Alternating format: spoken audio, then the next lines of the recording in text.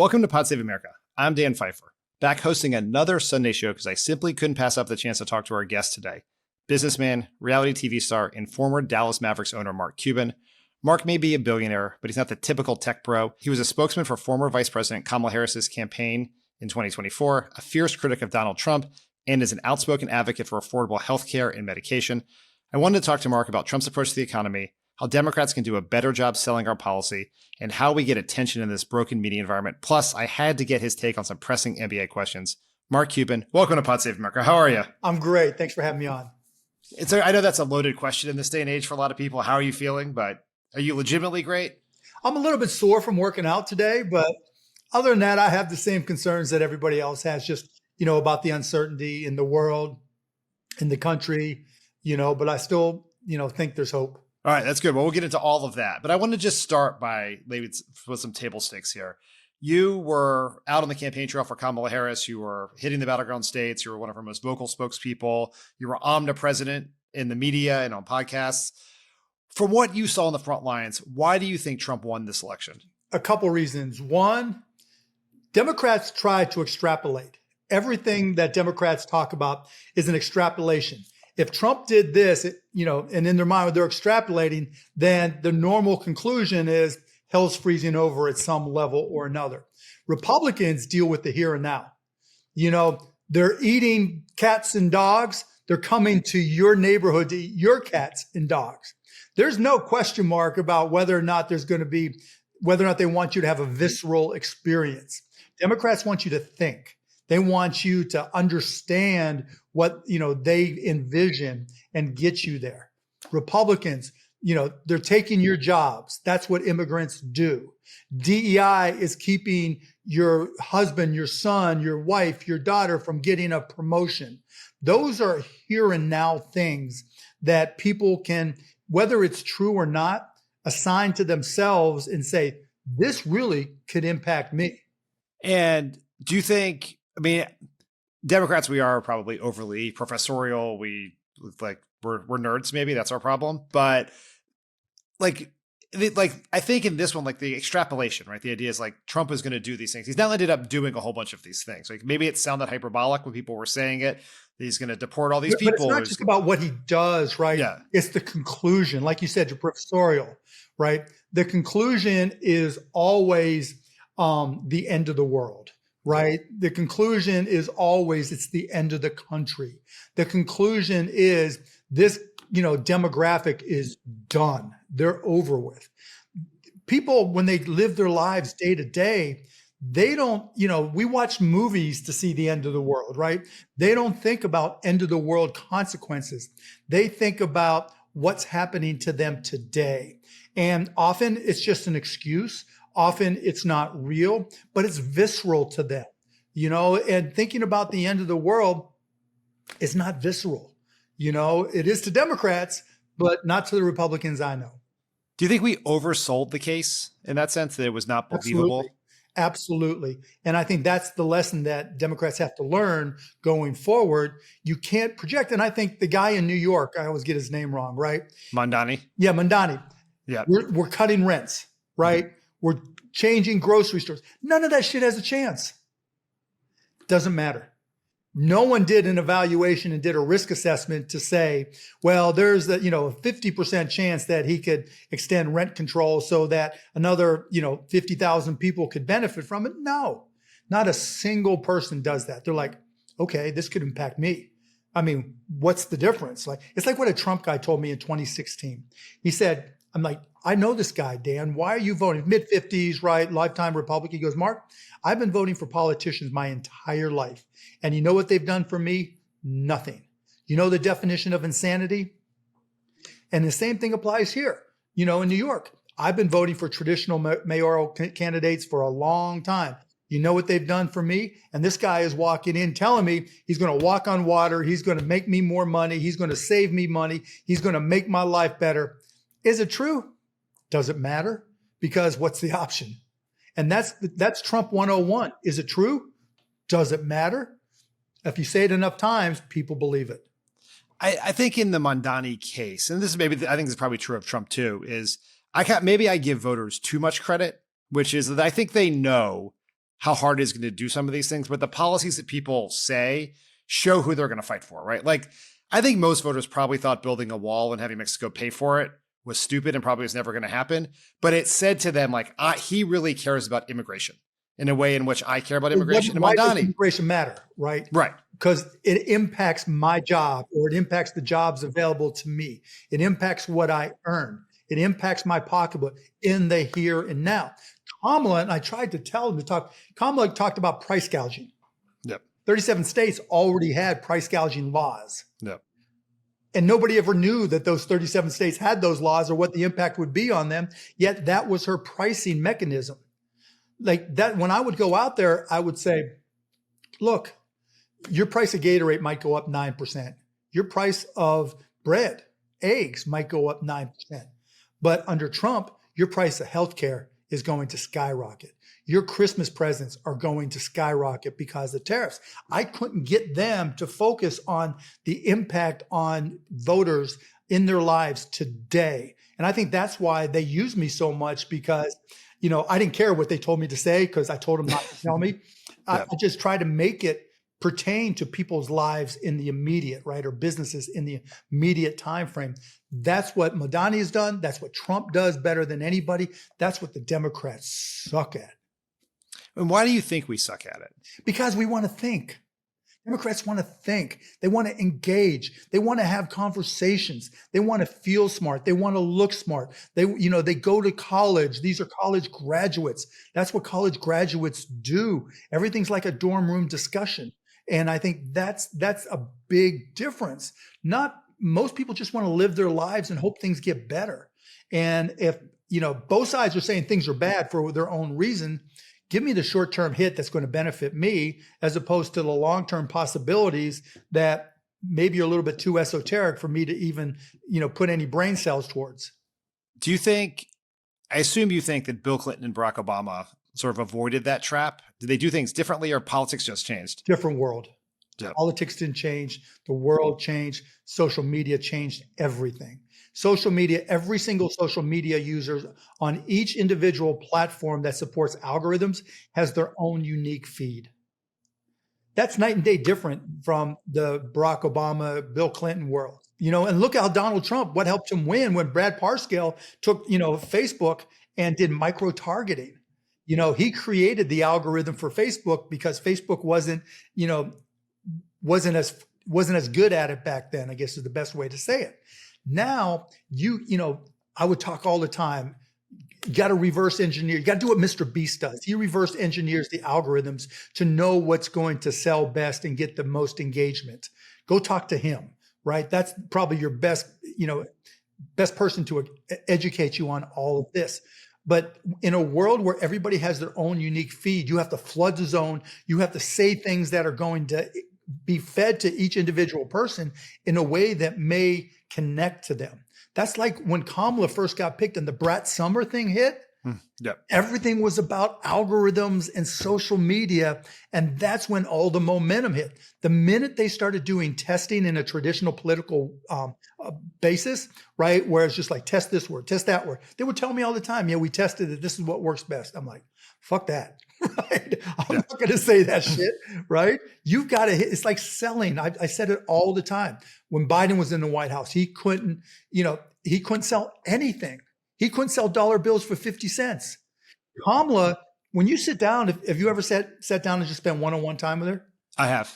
Yeah. She'll start saying, fuck you, fuck this, da, da, da, da. She's a normal human being that's smart, that is, has some charisma to her, but they didn't let any of that come out, and I think that really held everything back. Yeah. It's, it's interesting what you said about the traditional testing, because one of the things that I've taken from this last election, looking back on it, is that and I get all this testing, right? There's always, they send it all to me and it says this phrase, this exact phrasing of this word, these issues are the ones that will, they're 99% more effective than any other message we ever tested. But if you say it, the question is who's actually going to hear it, right? Which is, I think, a change in like how campaigns work. Because in the old days, you could just pay to show that to people on linear television. 100%. And now it doesn't work. Yeah, it doesn't work. And you've got to be able to connect personally You've got to be able to listen, and you've got to be able to put yourself in the shoes of every demographic that you're trying to reach and ask yourself, what is it that's important to that person, that demographic, and what is it that reduces their stress? Yeah. Like the IRA for drugs, great, but that's big picture. You take, a 35-year-old, non-college graduate that's working on a construction site, they're more concerned with immigration and whether or not, and actually they could have used immigration against Trump because you could have said you're not going to have enough people to even have a job at a construction site. There's ways to play it to make it personalized to individuals, but there was not a single salesperson in that campaign. There is nobody that ever sold magazines door to door or, sold construction equipment or sold whatever. They were lifers in politics, and it was just so obvious, where Trump was the exact opposite. He could sell. That's the skill. Yeah, I mean, going back to the messaging thing, what I think is interesting is the thinking of is, I guess Trump really does follow what you say about Mr. Beast, which he reverse engineers from what goes viral, not what it's natural to persuades. him. Yeah, it's natural to him. Like he says, you say it enough times. Look, his mentor was Roy Cohn. Just read up about Roy Cohn, and his playbook is obvious. Doesn't matter if it's true or not. You say it enough times, people will believe it. You get it places where it's going to get coverage enough so that, it in this day and age, fills those algorithms. And so you would always see Trump in your algorithm, no matter what, right? And their eating cats and dogs was so stupid. It was brilliant because everybody had to cover it and deal with it. And he knows as a candidate, everybody's got to cover him and deal with it. There's no, it's not like he was looking to govern. He's looking to sell. He wants his, whatever he's saying, he wants it to be ubiquitous. He wants to flood the zone 100 times over. So there's no room for everybody else. He crowds everybody else out. And Kamala's group was more interested in test.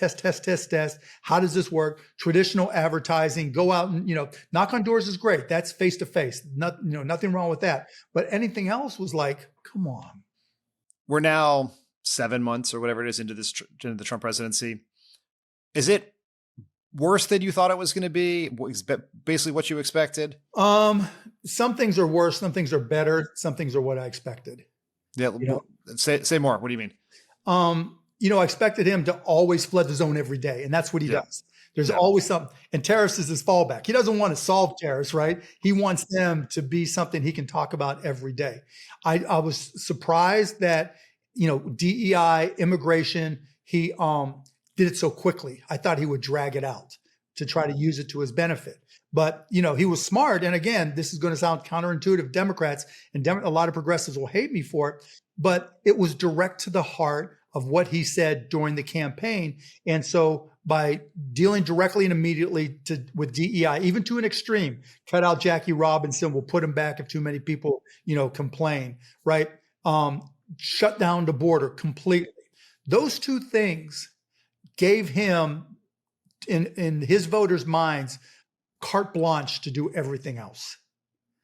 You came in, the things that impact me the most directly, short term, for so many of those voters. I'm not saying it's right or wrong, right? You can say it's wrong in a lot of cases, right? But he did what he said. So when it comes to tariffs, and even to a certain extent, guys putting on hoods to go just grab people off the street, the most un-American thing that anybody could ask for, his supporters are like, well, he's batting 100 on the first two things. Maybe he's taken some folks that weren't criminals off the streets. But let's just see what happens. And tariffs, look, all the numbers say prices aren't going up. He ain't lying, right? Well, tariffs are going to do this, this, and this. And including me, I've said it, and I think it's still, well, it ain't hitting me yet, son. So if it ain't hitting me yet, so he's, batting 500. And if that's your candidate, you're going to give him every, benefit of the doubt. Like I get that he has, to his supporters, he has delivered on the things he said he was going to deliver to them, or at least seems to be trying to do them, right? Like that, shutting down the border. And there are exceptions, right? Yeah. If you were TPS, right? If you were, and now you're getting kicked out and you believed, your family wasn't going to be deported, There's a whole big growing group of people who have every right to be pissed at him, right? But he avoids it like a champ. And there are other people who, there are people who, even who were supporters of his, who and if you read the fine print of all his, they said he had policy papers, and you listen to the entire 2-hour rally, you would know that mass deportation was coming. But if you just watched the ads and read the news, we had signs right behind him saying mass deportation. Right? But I think people's general impression, and this showed up in like polling and focus groups, was they thought he's coming for criminals and gang members. People just got here. Right, because the first half of the conversation was they're sending their worst, right? From day one, they're sending their worst to now they're opening up their prisons and da-da-da-da-da. But the Democrats aren't responding in a way that has a visceral impact. What would that look like? So what that looks like is showing the families of every single person who's not a criminal has been deported. Instead, we had the one guy from Maryland. One guy from Maryland is big the first week, but when there's just a nonstop progression and we see the videos of people getting pulled off the streets, it's horrific. Every single one of those families should be in front of a camera, and we should be working to say what's going on. They should be putting Tom Homan on blast, saying, okay, the FBI has their top 10 most wanted list, right? Let's just get this right. Homan, don't, do it right. List the top 100. Let's go after them. List the top 1,000, criminals that are here that need to be deported. We'll all help you. But the Democrats would never say something to the effect, we'll help you. They only have to do something that's the antithesis of what Trump says and does. You've never heard a Democrat say in the past 7 months, yeah, okay, I don't like it, but this is a step in the right direction. We're going to help, because I think the better path is for the Democrats to bring attention to the bad things and the good things and say on the good things, we'll help you, right? Which they would never say, because that disarms. Whenever you're in a sales environment and you say something positive about your competition, it's disarming. Yeah, we're better, but these guys, that's not so bad. They're trying really hard. Okay, Tom Homan, we don't want criminals. If Venezuela and Colombia opened up their jails and sent all their worst criminals to us, we don't want them here either. If MS-13 has 173 gang members here from wherever, we don't want them here either. Post that list. And you know what? Chuck Schumer, I'm Chuck Schumer. I'm going to help you get rid of them.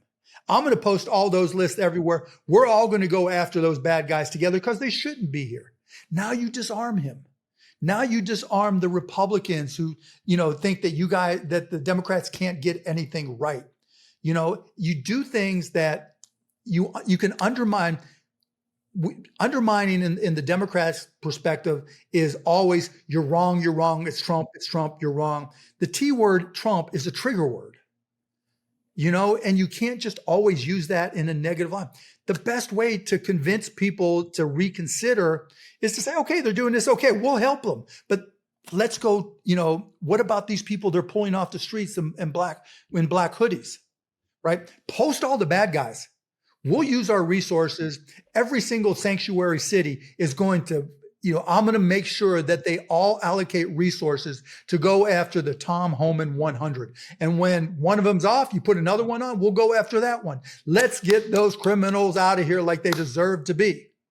Now, all of a sudden, it's a different conversation. We agree on that part, but why, you've listed the criminals. Why are you taking this mom, this grandmom, this kid? Why are you doing this when they're not criminals? Let's get the criminals. Because now if nobody knows which ones are criminals, everyone that's taken off the street could be a criminal. I can understand that would definitely get attention if Democrats were to do that, because you're right, it's unexpected, which I guess is part of like a good sales technique or a good media technique in this environment, is do something that's unexpected, because that draws more attention than just doing the same thing over again. Right? And it's effective. And I can imagine that just for people who don't pay a ton of attention to politics, just Trump bad, Trump bad, Trump bad can sound monotonous enough to the point that you miss what's really, really fucking bad. But I guess here's my question on that, though, is in the last 4 years, Republicans have won the House, the Senate, and the White House.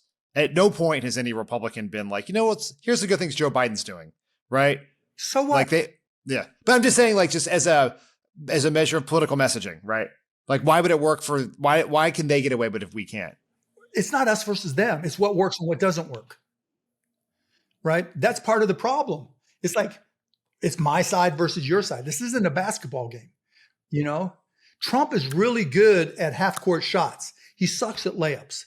He makes the easy things difficult, and the difficult things may not be difficult. Maybe he makes them more difficult, but some of them, like some of the international things around, et cetera. Okay, you can make an argument that it's not the worst thing that happened. Some of them are bad, but you know, you get my point, right? These are things that if you would have told me this would happen 7 months in, I would not have believed you. He hit the half court shot. Maybe it was luck. Maybe it wasn't. Maybe it was, you know, maybe it's not real and what we're seeing isn't real. We don't know, but that's what it is. But the easy stuff like tariffs, like having guys in hoodies pulling people off the street that are not criminals, that's easy stuff. But how you know, and it's horrific pulling people off. I can't say it enough times.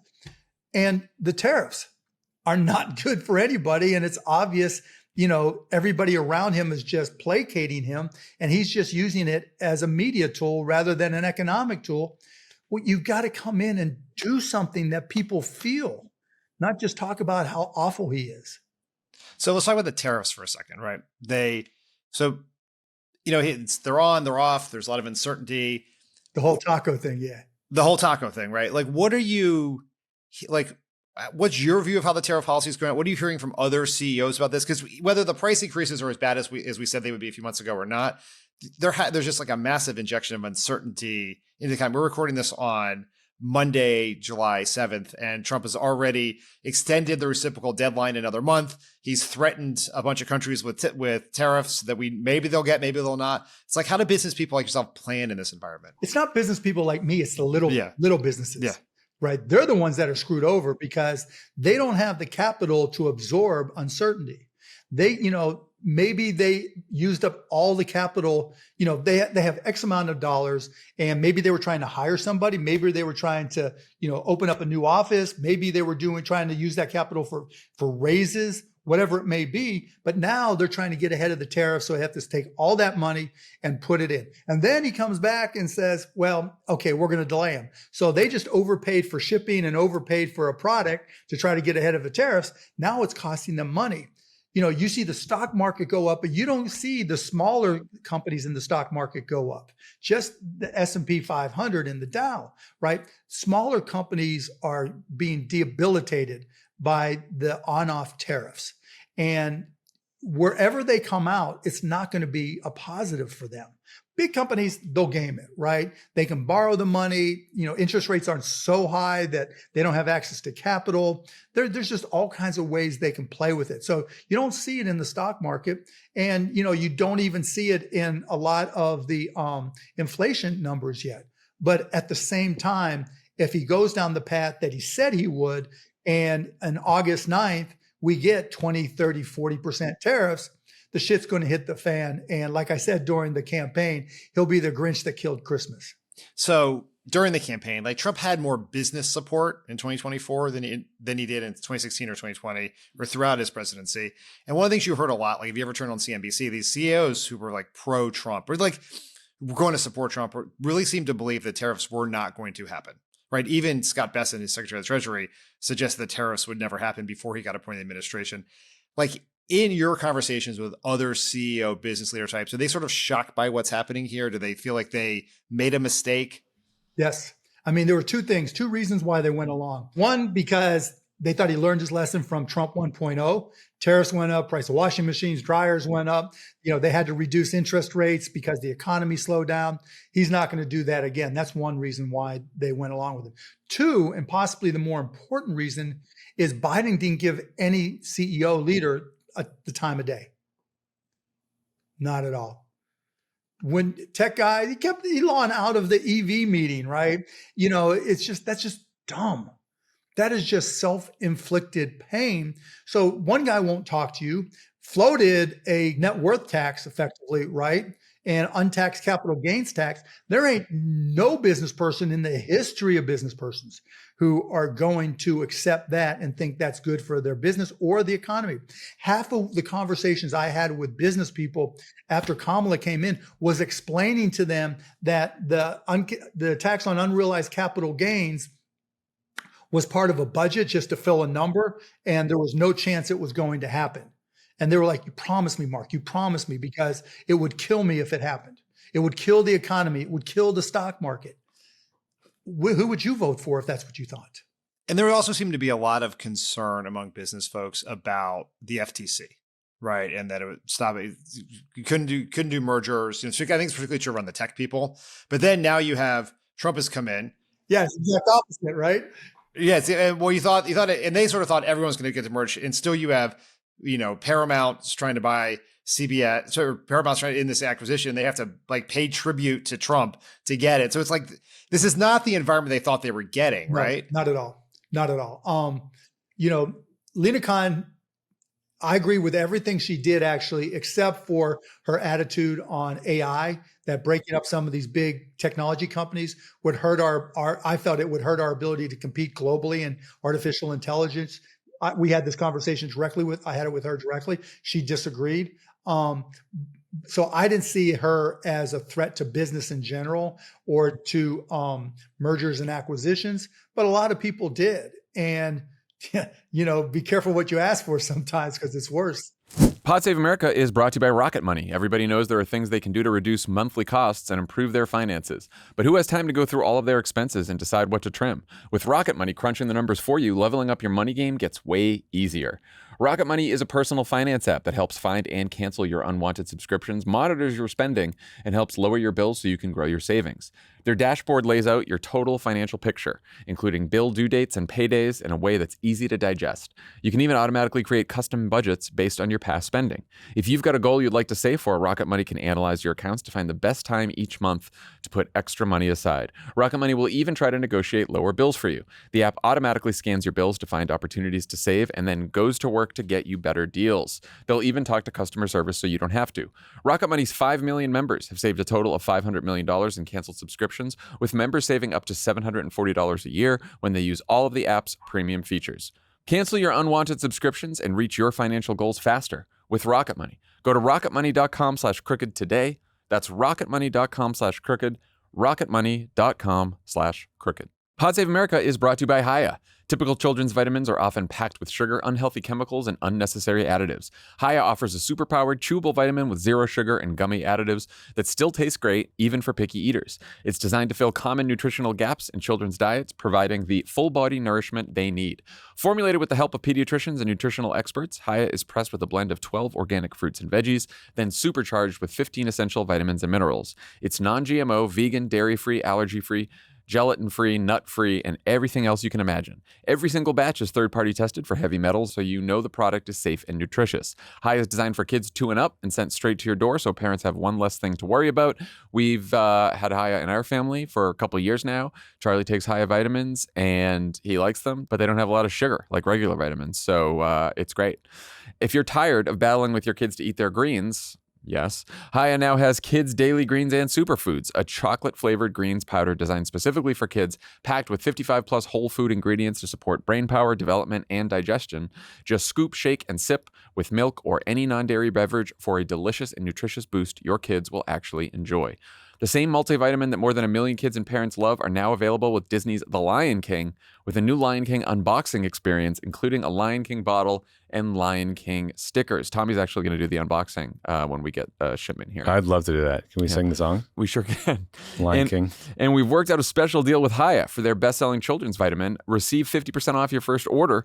To claim this deal, you must go to hiyahealth.com/crooked. This deal is not available on their regular website. Go to hiyahealth.com/crooked and get your kids the full body nourishment they need to grow into healthy adults.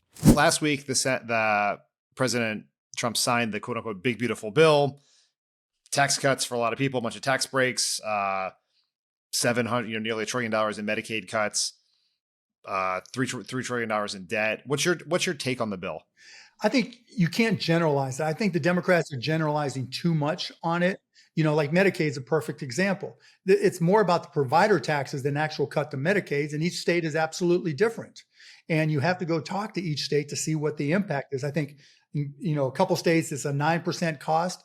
Well, where do you make that up elsewhere so that you have no results? But the provider tax is just an arbitrage that hospitals use to try to gain money that was created during COVID. And so, from my perspective, I think, it may not be as bad as people expect it to be, but I understand why, and just in terms of Medicaid only, right? Specific to that, right? In terms of some of the other things, like you had to reinstate the tax cuts. You had to, right? There's just no way that you couldn't do that. That would cost everybody too much money. Could you have done it just you do it like Obama did in 2012, where it's just for everyone under a certain income threshold? Yeah, you could, right? There's no reason to cut my taxes, and I don't need my taxes cut, right? It was a non-event for me. But at the same time, where were the Democrats saying, you know what, let's propose, reinstating, put aside reducing making the same adjustments you just referred to. It's just the problem with the big bill is that it's too big. And it hides a lot of shit that is hard to find, particularly things that give Trump more executive power. That's what I worry about more than anything. It didn't make it easier to pass because it was so enormous. It made it easier to hide things. And that's the concern that I have, because it's almost impossible to read it. You can plug it into ChatGPT, Gemini, whatever you want, and it's not going to catch everything.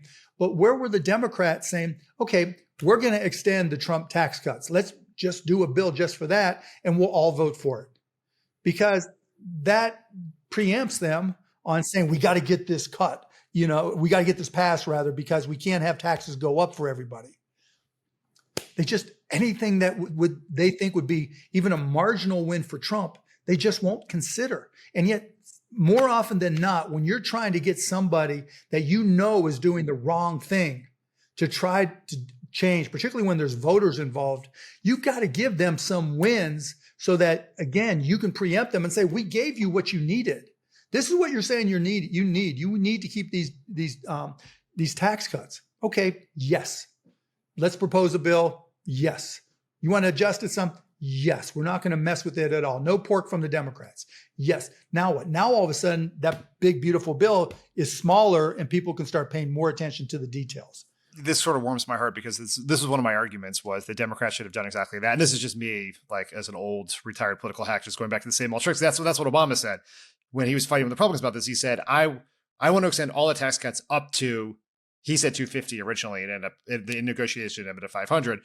And so so the point is, we agree on all people who need the tax cuts. What we disagree, so you want to have this big fight and maybe raise everyone's taxes because you're so hell bent on raising taxes for the Mark Cubans of the world.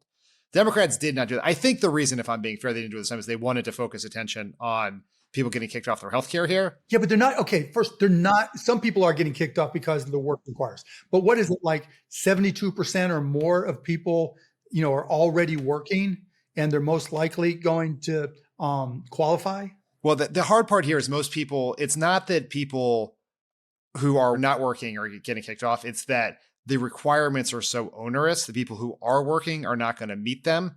Because this is what happened But it's still controlled by the state. By the states, yes. But in these red states, like this is what happened in Arkansas, where I think it was 94% of the people who got kicked off were working. Like they had jobs. And when they did that before, right? But it's still controlled by the states.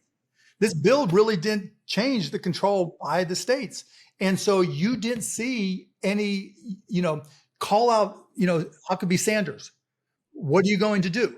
It's in your control. Call out DeSantis. What are you going to do? It's in your control. Put the pressure on them, right? The people who actually, can make or break somebody. All right, DeSantis, how are you going to deal with these people? Are you going to kick them off?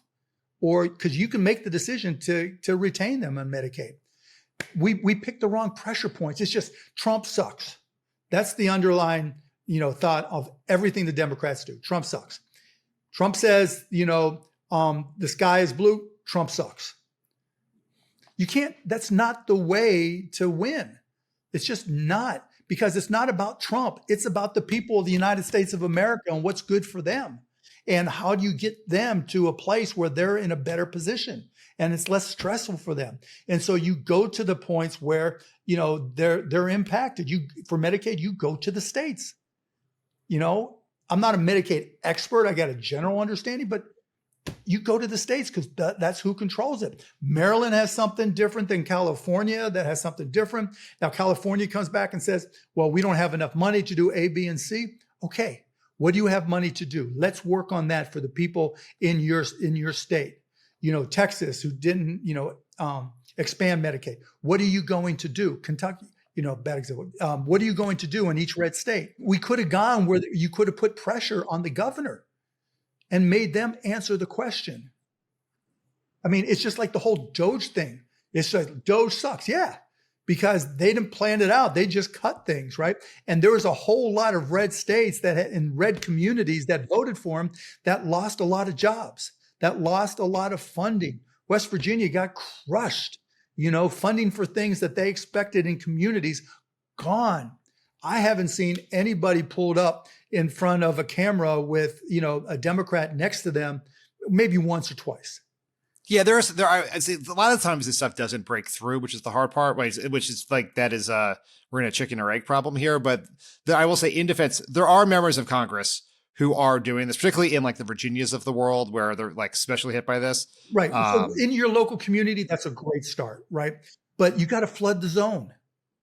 That's what Trump does, right? You've got to flood the zone. If you see enough of these people that have lost their jobs, that, that buildings are being shut down, that the person in charge of the mayor is saying revenues are going to be down, 20%, and we're going to have to cut this service, and this service because our tax base is declining. Those people will do a better job communicating for the Democrats than the Democrats themselves. And even though somebody might not care about the mayor of Parkersburg, West Virginia on CNN, like I push that stuff to CNN and they don't think it's big enough. MSNBC doesn't think it's big enough. Great. Doesn't matter. Put it out there continuously so those algorithms pick it up. Because if you say it enough and you post enough, then more and more people will see it, and that'll feed the algorithms, and the algorithms will do the work for you. You also need people who can actually draw attention, right? This was the blessing and the curse for Trump of Elon, which is Elon gets all the attention in the world. He's as good at getting attention as anyone, maybe other than Donald Trump. Yeah. Right. And so like that was great for Trump in the campaign when Elon was selling it. It was bad when he was in charge of making a whole bunch of really, really unpopular cuts. So it's like, it's like having, I joke, it's like having Kim Kardashian drive your getaway car when you're robbing a bank. Like it's not what you want to do, That's right? A great line. I like that. Yes. Yeah. And so, but like for Democrats, this is part of like, this is a problem that exists every time a party's out of power. But in this media environment, it's like massively magnified, which is who can actually get attention, right? Like Trump can stand with any single person. Everybody can get attention. The dumbest shit ever goes viral. But who's working on going viral in the Democrats? You want to stand in front of an MSNBC camera, a CNN camera, maybe Pete, goes out on Fox and does a great job. And, we see that and everybody cheers, but everybody's got a feed on their social media. Everybody. That's the only feed that matters. Because we all see the same things, in our feeds. Now we're seeing all this AI video. Why aren't they creating just tons and tons and tons and tons of AI video that's all prompt generated? The stuff makes us laugh, right? I mean, you see the gorilla with Downsy and all this stuff.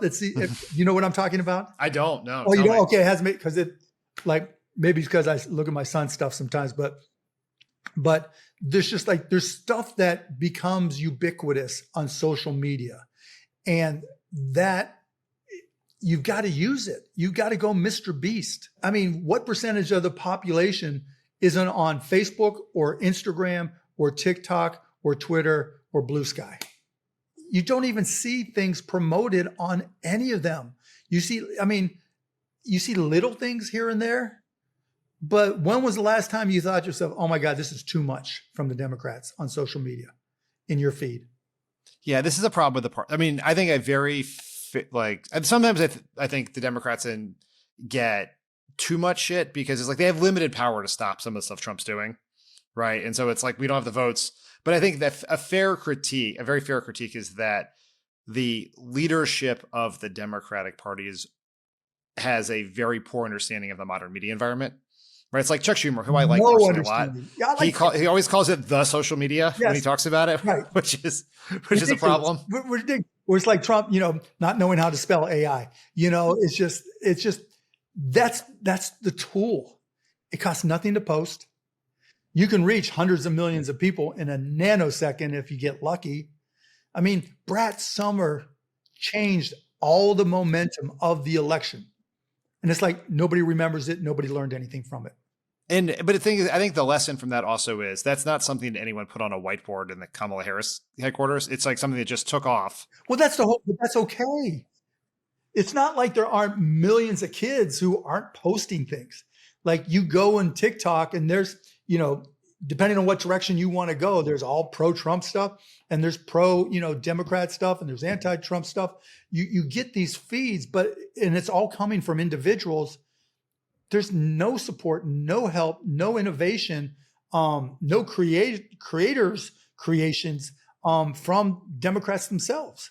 I mean, obviously, I think that's sort of why Zoran Mondani stands out because he was able to do this, right? AOC stands out because she could do this. Like, what is unique about them? It's not just their populist liberal. No, they're policies. authentic in using social media. Yes, and they're digital natives, right? They grew up using it, right? No one had to teach them. Yeah, and look, it's all changed. AI. We're in a unique inflection point right now, and this is another topic that Democrats need to get over. Right? There is if I talk about AI on Blue Sky, I am getting torched. Like I get torched about everything and anything on Blue Sky now and Twitter, so it doesn't matter where I post. Yeah. But AI is like the antichrist to a lot of progressives.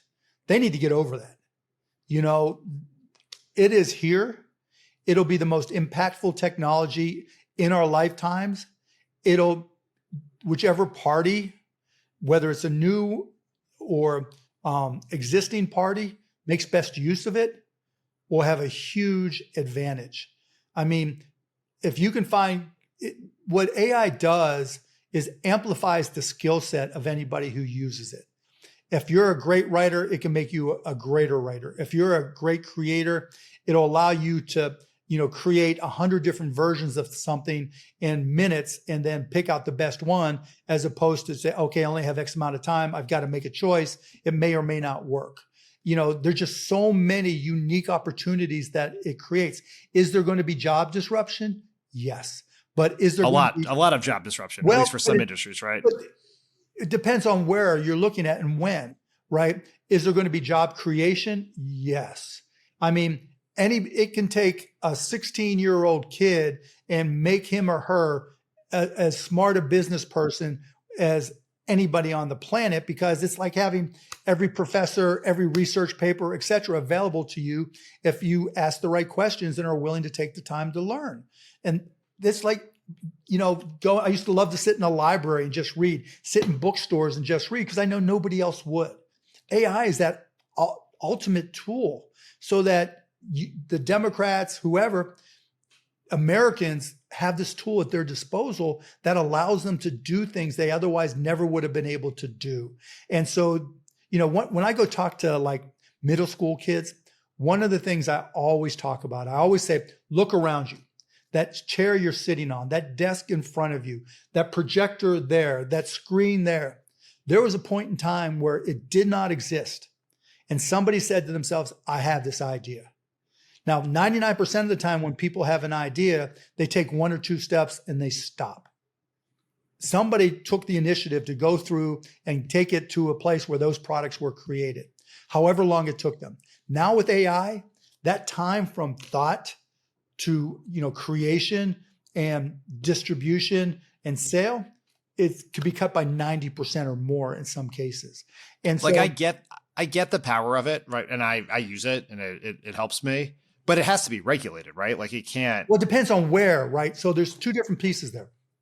Like this stuff about the states being able to regulate or not regulate for 10 years, that's shuffling deck chairs on the Titanic, right? Because there's nobody who's innovative and creating new, AI models who's going to give a shit about any of that. And if you come after them, they'll just move somewhere that lets them. They'll drive to Mexico and it'll be a Mexican product because it's just so much so rapidly. And it doesn't take a lot of, you can do it, with a laptop anywhere. And so in terms of regulating, you can regulate it early before something gets created, thinking you're going to be able to stop it, which you won't. Or you can regulate it after it's created and somebody tries to implement it, which is where I think the regulation should be.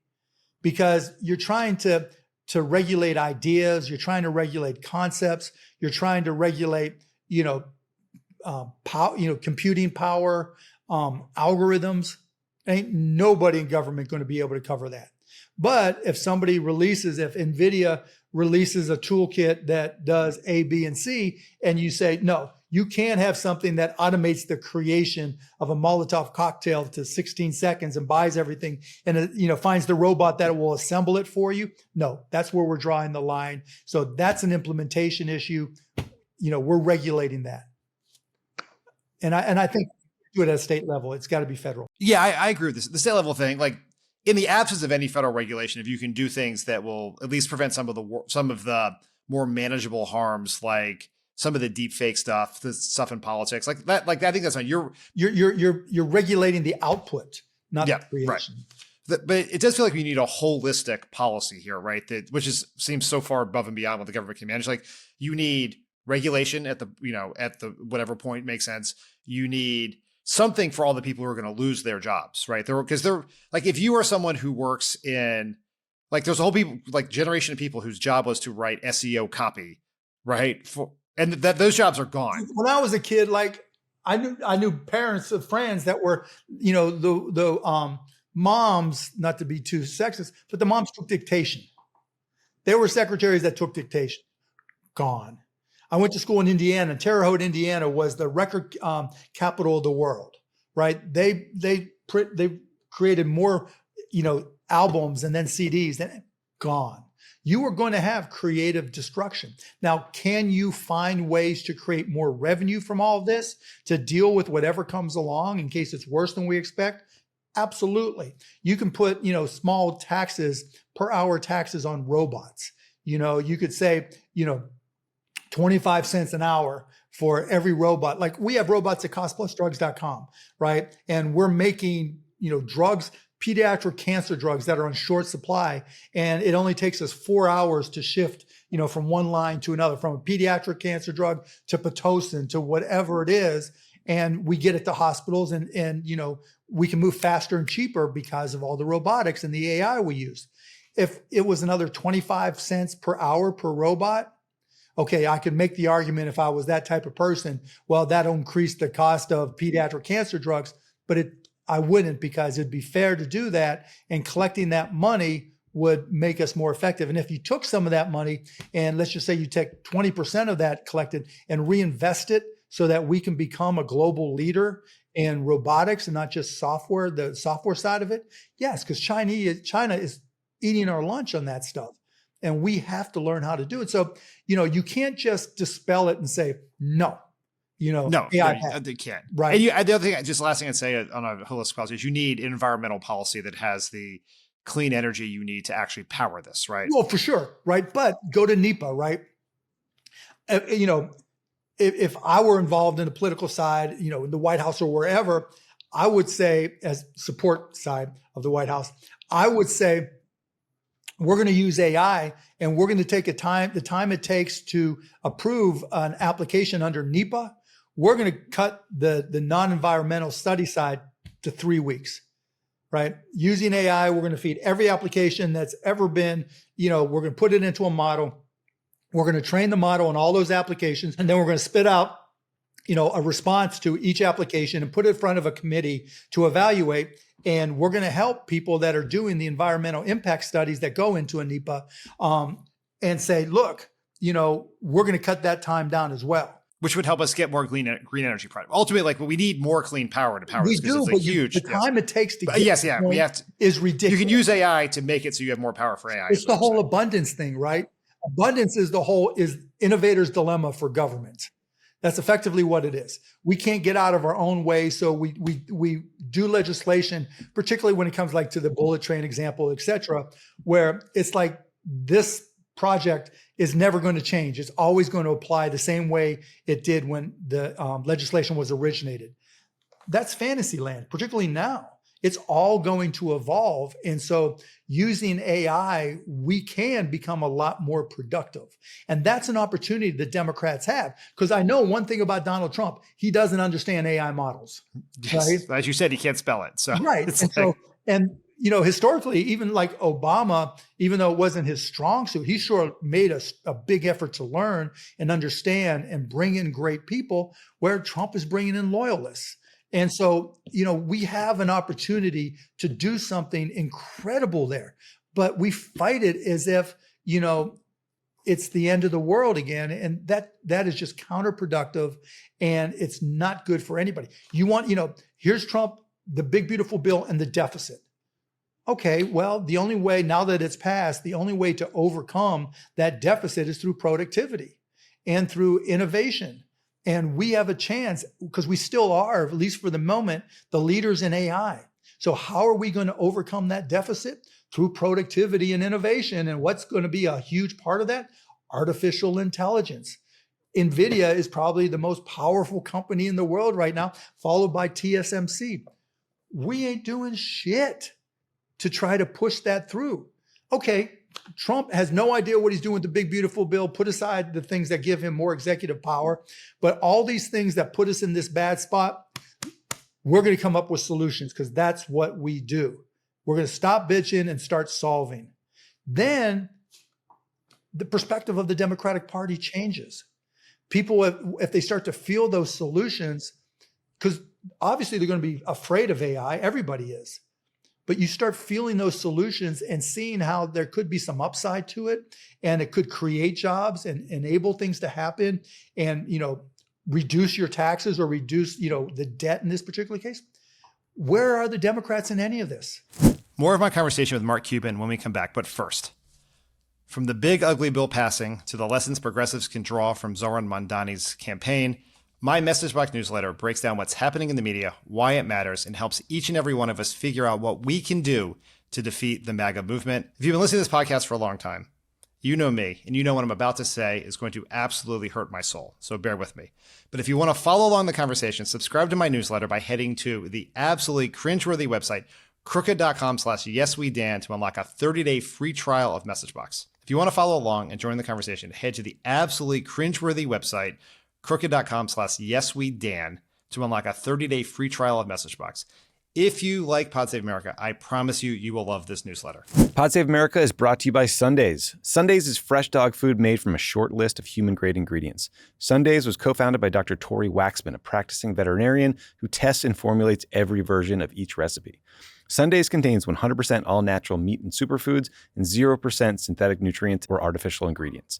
Dog parents report noticeable health improvements in their pups, including softer fur, fresher breath, better poops, and more energy after switching to Sundays. I got a pup who likes Sundays right next to me here. There's Leo. He's looking at us right now. Leo's up in the studio. Leo, can you tell us how have your poops been? Better?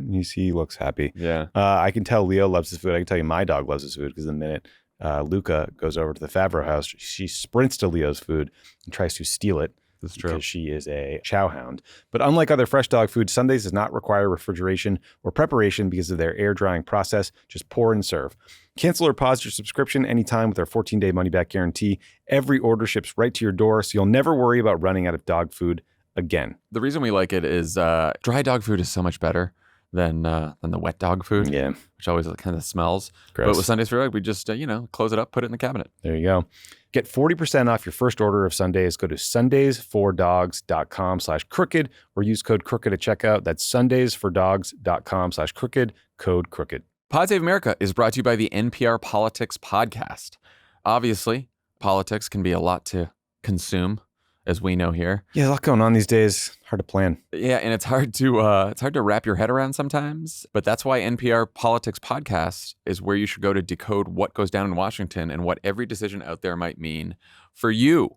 Every day, the NPR Politics Podcast team will focus on one thing and boil it down to 15 minutes or less. Think of it as your political multivitamin. You've got 15 minutes to drive, you're doing a commute, you just have time to hear about one issue. It's perfect for that. Listen now to the NPR Politics Podcast, only from NPR, wherever you get your podcasts. Do you ever look at political headlines and go, huh? Well, that's exactly why the NPR Politics Podcast exists. We're experts, not just on politics, but in making politics make sense. Every episode, we decode everything that happened in Washington and help you figure out what it all means.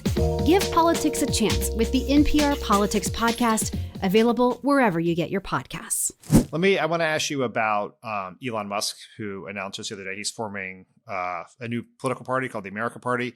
You were on Blue Sky, I believe, where you suggested that an organization that you work with would help get them on the ballot. Yeah. That I saw that did not go over well on Blue Sky. Not a surprise. Not a surprise, no. But so just help me understand, what's your reaction to the new party and why would you help Elon Musk's party get on the ballot? So a couple things there. One, what's a party? What's a political party, right?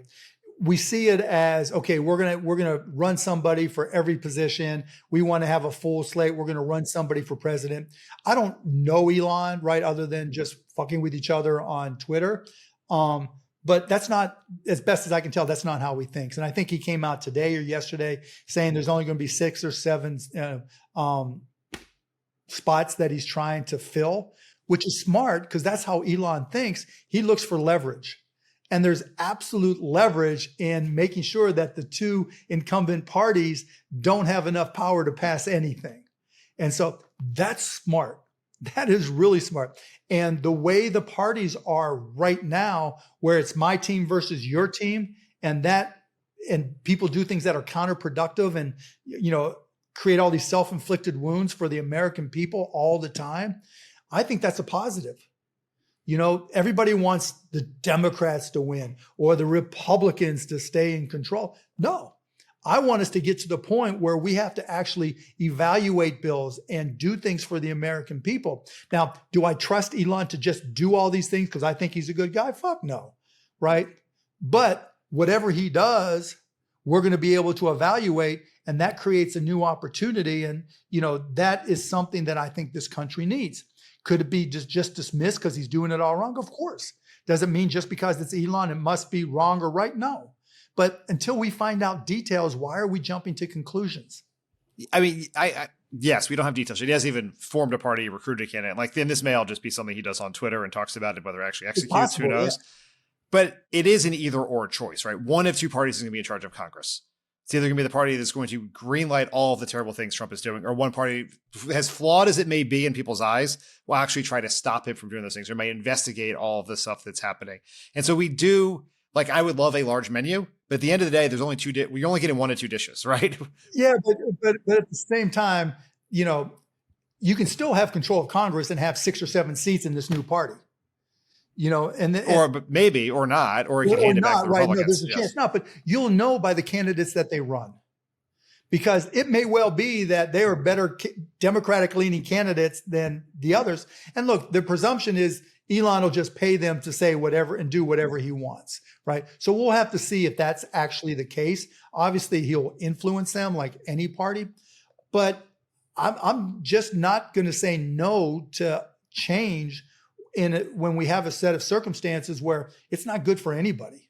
This bifurcation of the country into red and blue is not good for anybody, short-term, medium-term, or long-term. And even just saying, okay, we're going to stop Trump. Well, we don't know what he's going to try to do next, but just to say we're going to stop Trump and we're going to have the leverage to do that. Okay, but that doesn't necessarily change our fundamental problems either. And it's not going to change Donald Trump because he's just given himself a bunch of executive power anyways. And he's, and so unless the Democrats come out with a plan that says, here's how we're going to do things, and here's why we're going to be able to bring the country together, or here's, where we see these problems and here's the bills we're going to introduce. It's just us versus them. I think this is going to move in a couple directions, right? One is Democrats will have an agenda of some kind, or it'll be the things they're going to do. We understand, right, that Trump will still be president. Right. And so it's like if they come out and say, here's our plan to make healthcare more affordable, we know Trump is not signing that plan. That's plan. The Republicans may You still don't know that. You don't know that. I do know. I feel like I can know that. Well, let's talk about that, right? Yeah, This is an area I know, right? His MFN for most favored nation for drugs could really change the game. It could cut the cost of drugs. Now, he may not know it, but I'm trying to educate some of the people that work with them.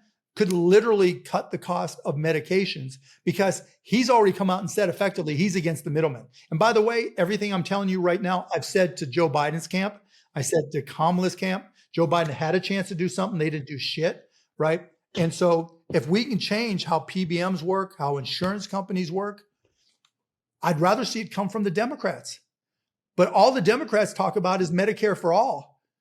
And let me that's not true because I mean there are some Democrats talking about April 25th, Bernie and Jayapal and they came out with a whole nother presentation, a whole nother proposal, right?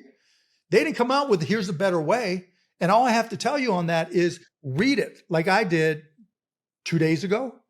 And every single payer system, Medicare for all introduced in this country always effectively starts out with the Secretary of HHS runs the show, which makes it like, something that could be used and abused in any way, shape, or form. You've got to deal with the fundamental problems of healthcare. And the fundamental problems of healthcare are effectively the middlemen.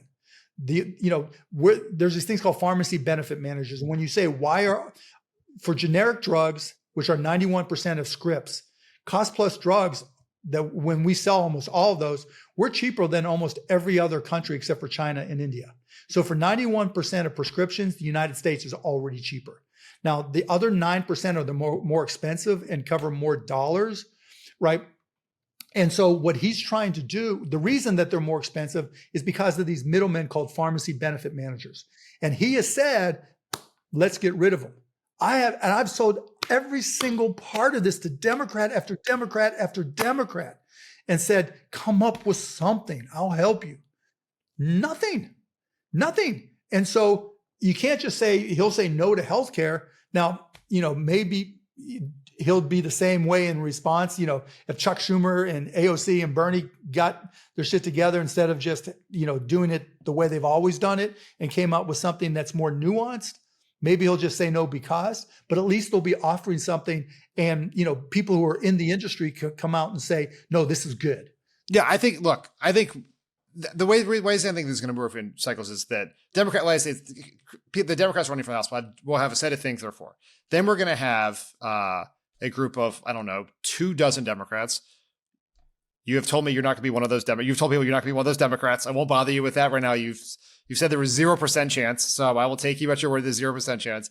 We're all going to have ideas, right? And then we're going to have a marketplace of ideas, and they're going to have a healthcare plan. Some of them will be Medicare for all, or a version of what Bernie have done. Some of them will be something else, just as there was in 2019, 2020 when Democrats were running. And then the people are going to get a look at it and see what that looks like. That to me is when we're going to have. I'll just tell you up front, it won't work. It can't. Why not? It can't work because there's no transparency in the system. Cost plus drugs. So there's no way. But can there be a plan to add more transparency to the system? You got to do it up front, right? It's got to be more like Canada. Like Canada, their healthcare system was built one province at a time. Started in 1947 and didn't really click until 1965 for the whole country. And effectively, each province makes a decision, what they're going to include or not include and what the budget is. And they make it so it's all transparent. We don't have that transparency. And so even in the bills that say they'll determine the budget and figure out what they're going to pay, they don't know what they can and can't pay because there's no transparency. What I was going to say is cost plus drugs. The smartest thing we did was we released our entire price list. It shows our cost, shows our 15% markup, shows exactly what you're going to pay if you go to costplusdrugs.com. 3+ years, January of 2022, we're still the only company who does that. Now you've got hospitals who have to publish a lot of their procedures, not all, but a lot of them. And when you look at their procedures, there's a price that they negotiated with United Healthcare. There's a price they negotiated with Aetna for, let's say, a hip replacement. And then there's the cash price. The cash price is always cheaper, right? So we created an organization at Cost Plus called Cost Plus Wellness that hasn't launched yet, where we're negotiating all the cash prices with all these different providers, and then we'll publish those contracts. Once all this stuff is published, so there's no question about what it costs, then a state, a city for that matter, can say, a company, like for my companies, if the drug comes from, there's no premiums. If the drug comes from Cost Plus Drugs or one of the providers we have an agreement with, there's no out of pocket for the employee or their family member, because we've got the prices low enough to be able to afford to do that. And there's no reason why, once there's transparency to the price and contract level, and maybe even to the general ledger transaction level for providers, then city, states, federal government can negotiate all these things. And because it's already out there, it's not going to be, a battle. It's just like, okay, here's the prices. We think we deserve better for A, B, and C reasons. And as technology moves on and there's more solutions and there's more, cell and gene therapies that are curative, we need more transparency to be able to negotiate. Could you just require that? Could that, Yes. could that be like could be page one of Democrat X's healthcare plan? But they're going to lie, because the way the system is set up right now, it's so opaque that, and vertically integrated, you couldn't disassociate all the different pieces to know what it is. And so, you've got to be able to show now so that you know what it's going to cost. Because just to try to transition, like when you look, it's going to take 2 years to try to do that. Every bit of self-interest that providers have, that insurance companies have. Look, over 150 million people in this country are provided their health care by companies that self-insure. And what that means is they don't use the insurance companies for insurance. They take on all that risk with maybe reinsurance from a company for big expenses. And so for 150 million people, we don't need insurance companies already. And so by making all this stuff transparent, because those 150, the companies that cover those 150 million people, they are getting ripped off. They are getting ripped off, and they just don't know how. And it's just a whole big game that's going on. If these companies are, and this transparency will save them money, will allow them to do better, allow you to disaggregate it from employers. There's so many things that you can do, but you got to take these first steps first. But once you've taken those first steps, can we just this would be at the core of every there'll be different ways to get there, but can we have the core principle at the heart of what it will be any Democrat's healthcare plan, that everyone has a right? Oh, I believe quality, absolutely. affordable healthcare. Right? Everybody has a right to healthcare, right? And for some, but you can means test it all. Yeah, of course. Right? And so there's no reason why anybody should ever pay more than 10% of their paycheck for care. And if you're making, at Medicaid levels, 138% of poverty should be free. If you're making 200% of that, depending on the family size, should be close to free. If you're making $100,000 a year as a single person, let's just say it's 5 or 6% is the most you'll pay with no premiums, right? No premiums out of pocket. There's so many ways to get there. You can cut. I don't think I'd be out of school saying, if our spending on healthcare is 4.9 trillion now, you could cut it 3.5 trillion like that. It's just nobody thinks of it like, let's get into the details like a real entrepreneur would look at it.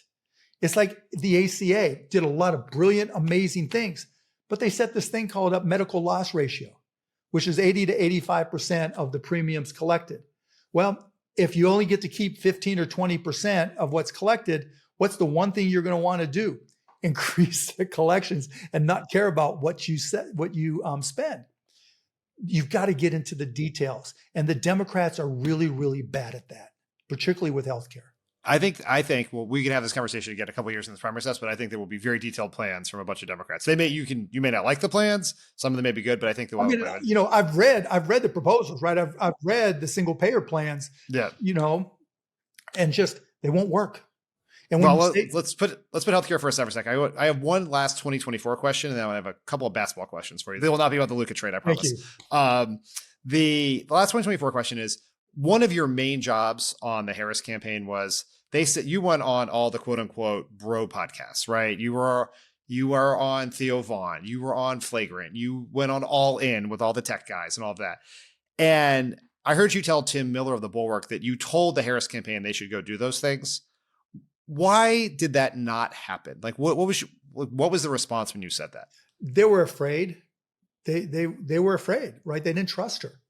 That she would make a mistake? Yeah. And because they had her so wound tight.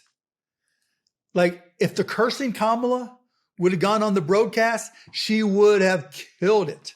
Which she did do with Sterling Sharp, right? When she went on Club Shay Shay. Yeah, and you could see some of her personality come out. Yeah, she was more relaxed there. Yeah. Right. You could see some of her personality. But even like Alex Cooper, that was so, just preset, right? That was so overly organized that it made it tough. But like Flagrant, Andrew Schultz is a Democrat, votes Democrat mostly. He's not this time, but yeah. Yeah, not this time, right?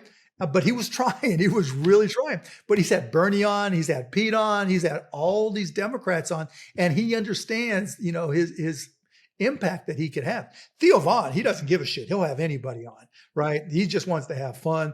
And I remember asking him, like, why do you vote for Trump? Why are you supporting Trump? Why are people voting for him? And I gave him all these characters, destiny, da-da-da. He's like, dude, he's gangster. He's gangster. I like that boy. That boy's gangster, right? He don't give a shit. It's not hard to go on there and just have a real honest conversation where you can, have some fun with it. And they just did not want Kamala to do that. Okay. Couple of NBA questions here. All right. Fire away. I want to start with the health of the game. You were in a big debate during the finals on various social media platforms with Clay Travis, yep. The conservative Fox Outkick the Coverage sports guy. Every time the ratings are down, he blames the NBA for being too woke, which is a pretty stupid argument for all kinds of reasons, but ratings have been down. What's your take on the health of the game these days? I think the game's in great situation economically and with fans. I mean, and all television ratings are down except for the NFL. It's not like you can look at the NHL was down, but like Game 7 of the Pacers Thunder for 18 to 34, of every 18 to 34 year old with a television turned on during the game, 71% of them were watching the game. That's an insane number. We set records in share of people watching television. So the people who could viably watch the game, we set records in share.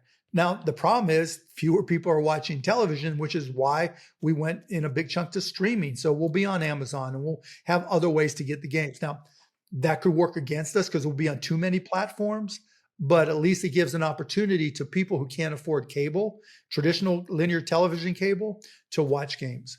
It does seem that there's this, I think this is a point you might have made in this argument, but like the cultural imprint of the NBA is as big as it's been in a while. Maybe not as big as the Jordan years, but no, probably it's huge. But it's happening at a time when, like, particularly young people are not watching the games in the same way because they don't have TVs, right?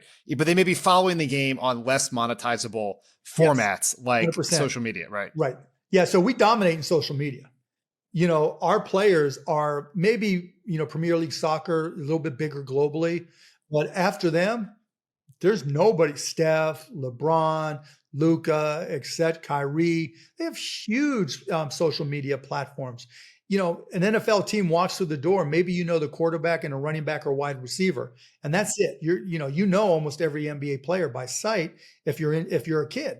And so in terms of cultural impact, the NBA has never been stronger. Do you think the season's too long? No. Too many games? No, I think the game's just gotten faster, a lot faster. Guys are stronger, quicker, bigger. The game is at a bigger pace. I saw somebody said that teams run more than 200 miles a year more now than they did 10 years ago. That's going to have an impact on your body. I think the biggest mistake we made was, when we were talking about load management and resting players to be in a position to win, and everybody gave us shit and we caved on that and the NBA caved on that. And now we had, 8 guys who had Achilles heel tears, which is brutal. And they were all almost the same move, right? Where the little step back move. And so, it's just games evolve And the game, just like football, went from 250-pound linemen to 400-pound linemen. Now basketball players, they're bigger, they're stronger, they're more talented, they're more skilled, and the game is just so much faster. And I think that's been the problem. But we can't live in a world where the best players at age 27 are tearing their Achilles and they're out for a year. So it's like, what do you do to protect them against that? Because I think for our listeners who may not follow this as closely as others, your point about the load management was then the NBA put in place this 65 game minimum, where if you wanted to make all NBA, which is incredibly critical to how much money you can make, because you make all NBA, you can get a supermax deal. And so all these players in not the year he got hurt, but the year before, Tyrese Halliburton probably played when he shouldn't have played, so we could get to 65 games. Right. We've lost, Halliburton, you've lost Dame, you've lost Tatum for a year. All number zeros too, right? Right. It's just I don't know what that has to do with that, but just what. So here's what I would do. What can the league do to protect these players? So I would cut the games to 40 minutes, and for two reasons. So one is college games are 40 minutes. WNBA games are 40 minutes. Most international games are 40 minutes. So there's already precedent there. But in terms of TV ratings, and so back to that, there's precedent there. And I think that would reduce injuries, and you could even set a cap on the number of minutes any one player could play so that, the same guys aren't playing 40 minutes all the time. I don't think that would happen, but at least you can. Tibbs is not coaching next year. So, so then it's not going to happen, right? Yeah. Which is another thing. But so I think that starts to deal with the injury issues and wearing guys down over the course of the season. And just economically and for a lot of different reasons, that's better than cutting the number of games. But the other side of the equation is if you look at the highest rated sports, there's an inverse TV ratings and even streaming numbers. There's an inverse relationship between the number of minutes played of actual game minutes, action minutes in a game versus ratings. So football has the highest ratings. There's maybe 12 minutes of actual playing time in a football game. Basketball has the next highest ratings typically, or actually college basketball during the NCAAs, you could say, and that's a 40-minute game. Then there's the NBA, and we're a 48-minute game. It's hard in this day and age to get anybody under the age of 40 to commit to watching 48 minutes of anything. Yeah. And so I think by reducing the length of the game, it would screw up records, but so be it. But I think by reducing the length of the game, I think we would solve a lot of the injury problems. And I think we'd also make the game more watchable, whether it's streamed or television. It would cost the NBA money though, because you obviously get fewer commercials. Yeah, but not that many. I think, over 8 minutes, over 4 quarters, 2 quarters, you might lose 2 commercials. Yeah. And I guess you're making some of that money back with these with the much larger media package and Amazon and all of that. Exactly right. Like money's not the problem here. Money's not the problem for the next 11 years. What do you think about the NBA's and sports in general's relationship with gambling? Right? Like, are there dangers there? It's changed. Yeah. Recently, I mean, we have I mean, you have the actual case of Michael Porter's brother and being involved with prop bets. There's now an investigation into another player on that. How are you feeling about that? I know you have some gambling interests as well. Yeah. I mean, if you were to ask me 2 months ago, my answer would have been different.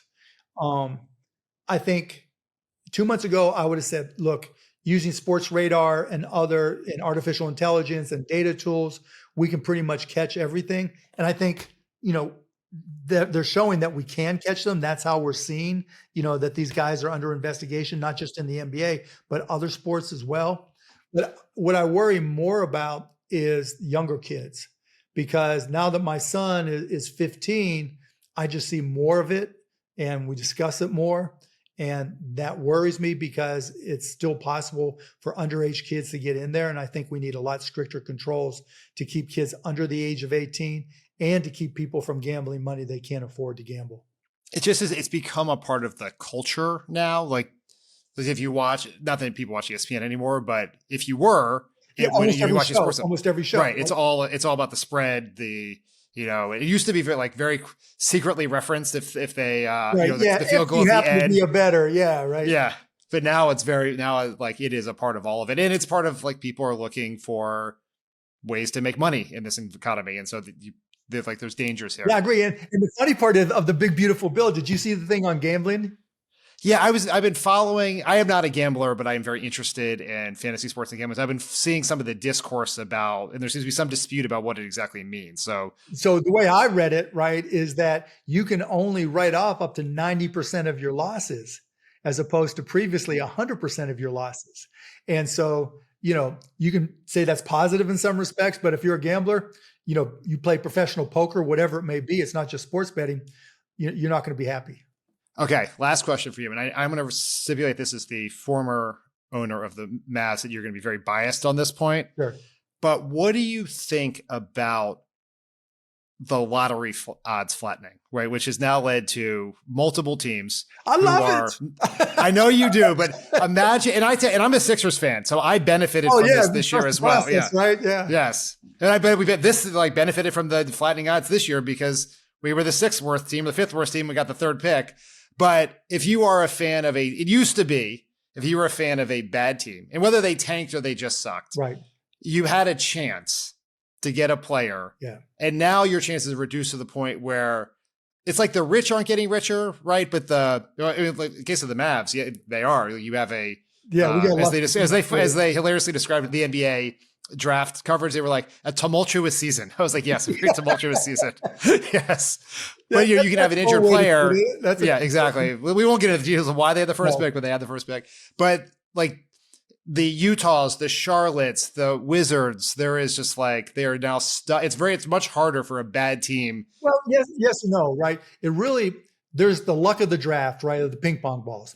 And, right now, what is it, 14.3% or 13.4% for the top three teams, right? Yeah. So there's still an 87% chance that you're not getting it. And so it's never in your odds. And even before then, from the time we went to the ping pong balls in 84 or whatever it was, you never had 100% chance like the NFL does, right? You have the worst record in the NFL. It's 100% chance you're getting the first pick. And so there's still the odds were against you, but the bigger problem is really the fact that you may have a bad draft class. Like there are teams that got the number one pick, and maybe the player that they got wasn't transformational, and the guy who got picked at 9 or 11 turns out to be the better player. And so it's really getting the right player and keeping them healthy, and getting lucky with the quality of the draft. And not trading them. Yes. Right. Yeah. Not trading them. Right. The odds of getting the number one pick. Yeah. Yeah. The draft class thing is interesting because it's like if the Spurs had won the draft lottery in 2024 instead of 2023, right? And they'd ended up with Zachary Richichet instead of Victor Wembanyama, a different French player, people would have felt very differently about how it went. And same thing with the Mavs, right? If they'd won it in 23 or 24 instead of the Cooper Flag year, then people very different. Well, when I first came into the league, it was the Kenyon Martin draft in 2000. And it was a different world back then, a lot of old school owners. So I was just buying up number one picks. And I'm thinking, it cost me $3 million a pick. I was trying to set a tone. The Mavs are no longer, a trashy franchise. So I bought two. We had our own pick, and then I bought two more number one picks. Turns out to be the worst draft in the history of the NBA, right? Yes, yeah. And when you're scouting these kids, particularly back then, it was harder to know who the great players were going to be. And while Kenyon Martin turned out to be a good player, you wouldn't say he's a Hall of Fame, transitional player, that generational player. And so you got to get lucky on two fronts. Yeah. Mark Cuban, this has been a lot of fun, interesting. We've covered a lot of things. Great to talk to you. Thanks for being with us on Pod Save America. Anytime. It was a lot of fun. Thank you.